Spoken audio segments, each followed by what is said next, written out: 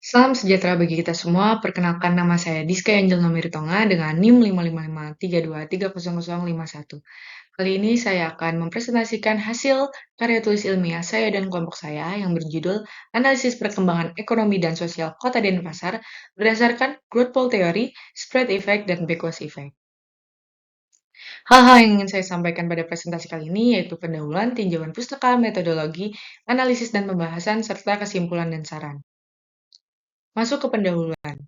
Latar belakang, Kota Denpasar merupakan pusat pemerintahan, ekonomi, dan pendidikan di Provinsi Bali. Selain itu, Kota Denpasar juga merupakan bagian dari kawasan metropolitan Sarbagita. Letak strategis di jalur wisata internasional, penetrasi teknologi informasi, dan arus modal global menjadikan Denpasar magnet investasi pariwisata serta migrasi penduduk. Meskipun Kota Denpasar memiliki pertumbuhan yang pesat, namun ketimpangan dan keselamatan pembangunan ekonomi di wilayah sekitar Kota Denpasar tetap perlu untuk dianalisis. Tujuan dari penelitian ini yaitu menganalisis perkembangan ekonomi dan sosial Kota Denpasar dalam kerangka teori growth pole, mengidentifikasi dan menjelaskan bentuk-bentuk spread effect dan backwards effect yang terjadi antara Denpasar dan wilayah sekitarnya, serta mengevaluasi dampak dari ketimpangan efek penyebaran dan efek balik terhadap pembangunan regional di kawasan Sarbagita. Lalu masuk ke tinjauan pustaka, ada landasan teori-teori dalam penelitian ini. Yang pertama, growth pole theory, di mana teori kutub pertumbuhan menjelaskan proses pertumbuhan ekonomi suatu wilayah. Pertumbuhan dimulai di satu pusat dan kemudian mengalir ke pinggiran pusat pertumbuhan melalui keterkaitan maju dan mundur. Yang kedua, ada teori spread effect, di mana menjelaskan dampak positif dari pertumbuhan di wilayah pusat terhadap wilayah sekitarnya. Dan yang ketiga, ada teori backwards effect, di mana menjelaskan dampak negatif dari pertumbuhan pusat terhadap wilayah sekitarnya. Lalu ada hipotesis penelitian dalam penelitian ini, yaitu pertama, Denpasar sebagai growth pole memberikan pengaruh positif terhadap pertumbuhan ekonomi wilayah sekitarnya.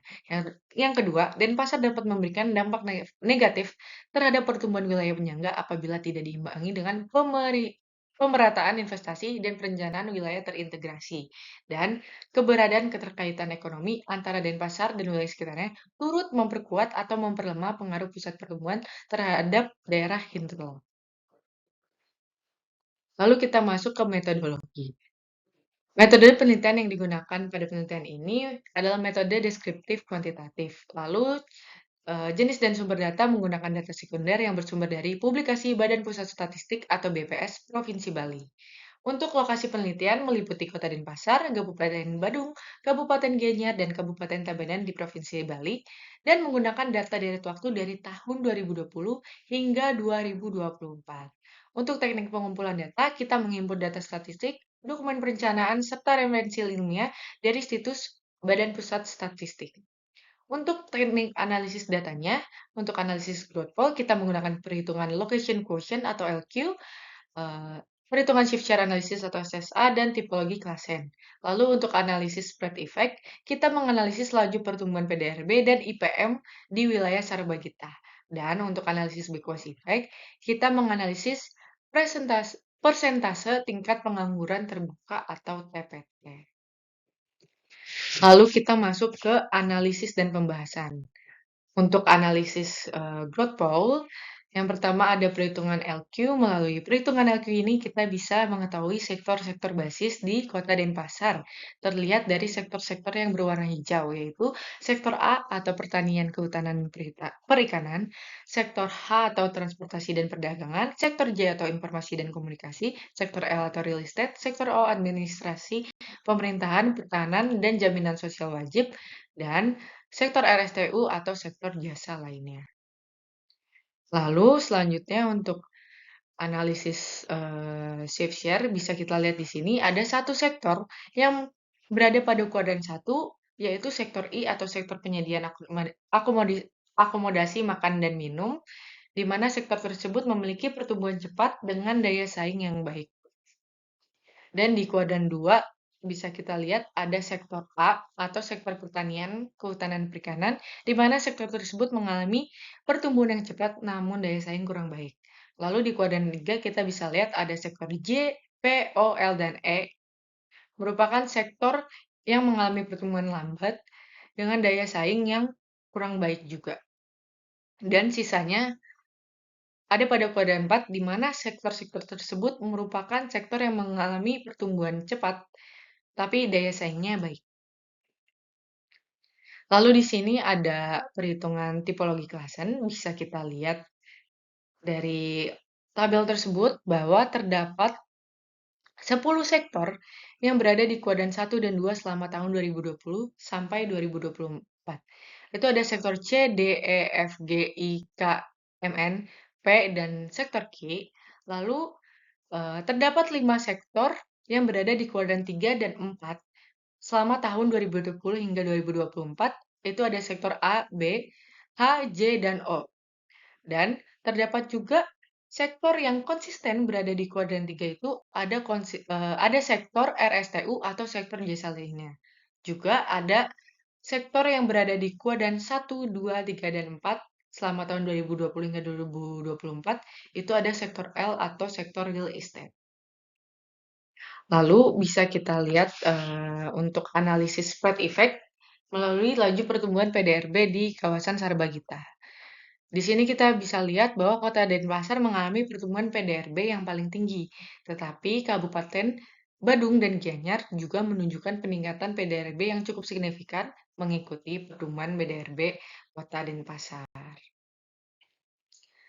Lalu untuk laju pertumbuhan IPM-nya bisa kita lihat memang Kota Denpasar di sini memiliki nilai IPM yang paling tinggi. Namun Kabupaten Badung, Kabupaten Gianyar, dan Kabupaten Tabanan di setiap tahunnya dari tahun 2020 hingga 2024 terus mengalami kenaikan menyusul nilai IPM dari Kota Denpasar. Untuk analisis backward effect, analisis yang terakhir ini kita bisa lihat dari persentase TPT atau tingkat pengangguran terbuka di kawasan Sarbagita. Bisa kita lihat bahwa adanya kecenderungan konsentrasi tenaga kerja di Kota Denpasar, di mana Kabupaten Tabanan dan Kabupaten Badung kehilangan sebagian tenaga kerja produktifnya ke Denpasar. Lalu kita masuk ke yang terakhir yaitu kesimpulan dan saran. Kesimpulan, penelitian ini menunjukkan bahwa Kota Denpasar berperan penting sebagai pusat pertumbuhan ekonomi atau growth pole di kawasan Sarbagita dengan dominasi sektor basis seperti pertanian, kehutanan dan perikanan, transportasi dan perdagangan, informasi dan komunikasi, real estate, administrasi pemerintahan pertahanan dan jaminan sosial wajib, serta sektor jasa lainnya. Analisis sektor location question atau LQ, shift share, dan tipologi question memperkuat bukti bahwa Denpasar memiliki struktur ekonomi yang lebih maju dan dinamis dibandingkan kabupaten di sekitarnya. Efek pertumbuhan kota Denpasar juga menghasilkan spread effect ke wilayah hinterland, khususnya Kabupaten Badung dan Gianyar. Hal ini tercermin dari meningkatnya PDRB, IPM, dan pertumbuhan infrastruktur dasar di kedua wilayah tersebut selama periode 2020 hingga 2024. Namun, penelitian ini juga mengungkap adanya backwash effect, terutama di wilayah Tabanan. Karena sektor-sektor unggulan Denpasar belum banyak menjalin hubungan ekonomi dua arah dengan wilayah sekitarnya. Adapun saran-saran untuk mengoptimalkan peran Denpasar sebagai pusat pertumbuhan yang inklusif dan meminimalkan backwash effect, yaitu yang pertama pemerataan infrastruktur dan investasi wilayah hinterland, yang kedua penguatan sektor basis lokal, yang ketiga perencanaan pembangunan wilayah yang terintegrasi, yang keempat peningkatan keterkaitan ekonomi antar wilayah, dan yang kelima itu penguatan data dan evaluasi berkala. Sekian presentasi yang bisa saya sampaikan. Semoga presentasi ini bisa bermanfaat dan mohon maaf bila ada salah kata dan bicara saya. Terima kasih.